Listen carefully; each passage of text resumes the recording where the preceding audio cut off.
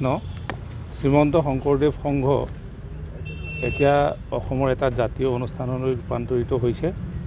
এই অনুষ্ঠানটো এটা ৰাজনৈতিক, সামাজিক, সাংস্কৃতিক, ধৰ্মীয় অনুষ্ঠান আৰু এই অনুষ্ঠানটোৱে অসমৰ বিভিন্ন নৃগোষ্ঠীয় তথা জনগোষ্ঠীয়সকলক লগত লৈ একেলগে অনিৰুদ্ধ গতিৰে এটা সমন্বয়ৰ সমাজ, শ্ৰেণীহীন বৰ্ণহীন সমাজ গঠন কৰি আগবাঢ়ি যোৱাত প্ৰচেষ্টা অব্যাহত ৰাখিছে।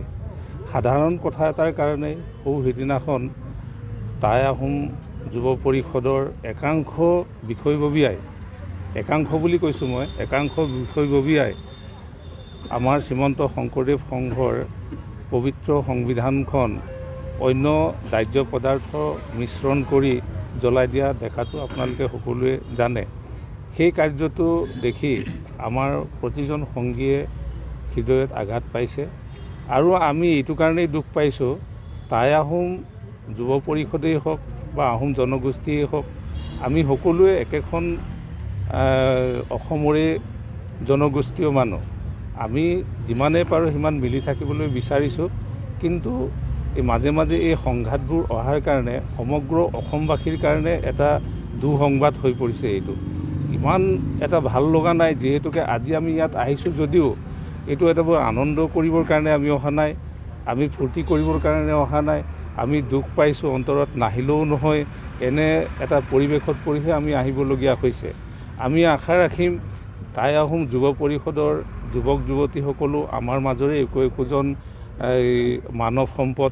তেখেতসকলক যাতে ঈশ্বৰে সুমতি দিয়ে, তেখেতসকলৰ যাতে বুদ্ধি অনাগত দিনত ভাল হয়, মানৱীয় প্ৰমূল্যবোধেৰে তেওঁলোকে অলংকৃত হয়, তাৰ কাৰণে আমি ভগৱানক খাটিছোঁ। আৰু মই বেছি নকওঁ, আমাৰ হৃদয়ৰ যিটো অনুষ্ঠান, এই অনুষ্ঠানটোৰ সংবিধানখন জ্বলাই দিয়াৰ কাৰণে আমি সকলোৱে দুখ পাইছোঁ আৰু দুখ পোৱাৰ কাৰণে আমি এটা নীতি সদাচাৰৰ ভিতৰত থাকি কেন্দ্ৰীয় সমিতিৰ নিৰ্দেশ মৰ্মে আমি ইয়াত থানাত এজাহাৰ দাখিল কৰিলোঁ। কৃষ্ণ জয়গুৰু শংকৰ।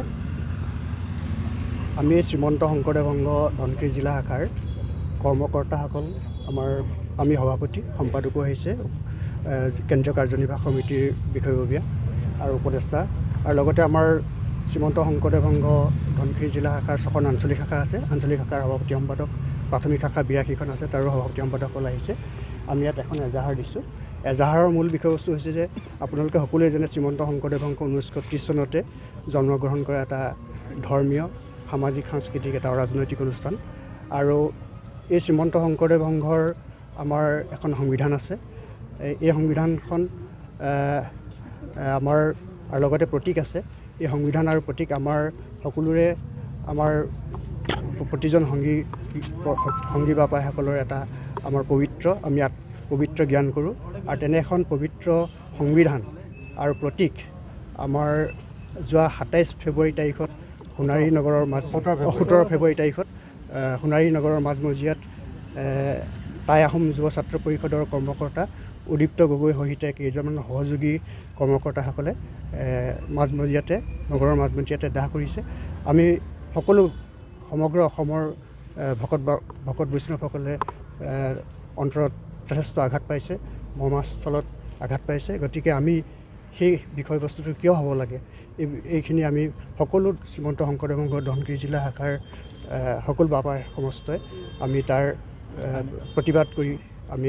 প্ৰতিবাদ কৰিছোঁ আৰু তাৰ এটা সদুত্তৰ পাবৰ কাৰণে আমি ইয়াতে সৰুপথাৰ সদৰ থানাত আমি এজাহাৰ দাখিল কৰিছোঁ। গতিকে মূল বিষয়বস্তু আমি এইখিনিকে, আমাৰ কোনো জাতীয় সংগঠনৰ প্ৰতি আমাৰ কোনো বিদ্বেষভাৱ নাই, আমাৰ ন্যায় আমি বিচাৰিছোঁ আৰু ন্যায়ৰ কাৰণে আমি ইয়াতে এজাহাৰ দাখিল কৰিছোঁ। আমাৰ ইয়াতে আজি প্ৰায় 500ৰ ওপৰতে হ'ব চাগে, 6খন আঞ্চলিক। নিউজ 12 অসম নৰ্থ ইষ্ট, যাত্ৰা আমাৰ অবিৰত, সংকল্প অপ্ৰতিৰোধ্য।